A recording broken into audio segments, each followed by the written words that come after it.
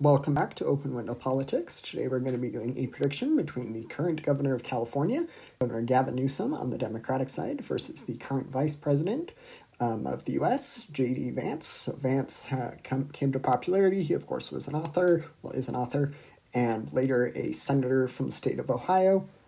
In Trump's bid for a second term, he was picked as Trump's vice president and running mate, and ultimately they did win in 2024, so he is now vice president. Gavin Newsom has been involved in California politics. He is, as I mentioned, currently the governor of California. So it'll be interesting to do a prediction between these two. Not necessarily predicting either of them will win their primaries, just fun to do a general election prediction between them. So I will start out in Nevada and then end in the East. So I'm going to add a tilt rating. I'm going to put the state of Nevada into the tilt blue. Now, Gavin Newsom, of course, has got some geographic proximity advantage with California and Nevada. The state of Nevada did go to Trump in 2024, which was a surprising result for many. We saw some key voting demographic shift in favor of Republicans and Trump. And interestingly enough, though, there was a Senate election there that a Democrat won also in 2024. The state also has a Republican governor, so they've been known for voting for people of both parties.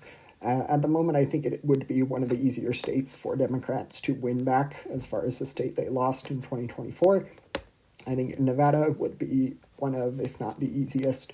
There's one other contender at the swing state that I think might be close to as easy for Democrats to win back from what it went for in 2024, but that is going to be 6 votes for Gavin Newsom, bringing us to 231 to 219.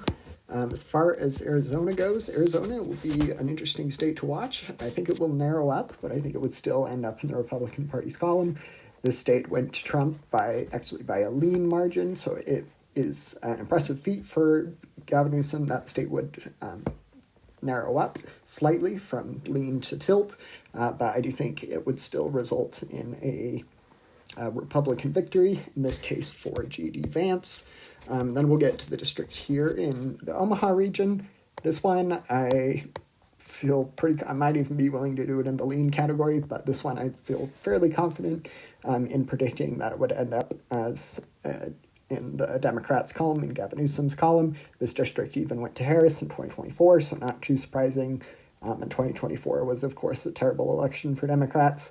So if the district can go blue on that level, I think it would be fairly easy to assume that it would go blue if the election were held today between these two candidates. So that is going to be one more vote for Gavin Newsom.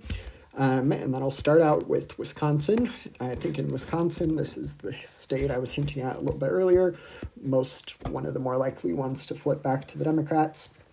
It'll be interesting to see what happens. We don't even know if these two people will be the candidates. Really, there's quite a bit of time before 2028 presidential election, but we'll have to see who emerges from the primaries. But if if Gavin Newsom were to run against J.D. Vance, I think that the state of Wisconsin would end up in the Democratic Party's column. And then I'm going to do a state for Vance. I think Vance would fairly easily be able to win the state of North Carolina. Democrats were hopeful they could win North Carolina in 2024. Ultimately didn't happen, but there is going to be an interesting Senate election, both in North Carolina and Georgia. That will give us an idea of which way the states are leaning, and those Senate elections will be in 2026, this November, so that can give us an idea of how the country is leaning, as well as those two key voting battleground states. As far as Georgia goes, I think Georgia, I feel more confident than North Carolina, putting Georgia into Governor Gavin Newsom's column. So that is going to be 16 electoral college votes for him. And then we get to the remaining 2 swing states that will really determine the presidency.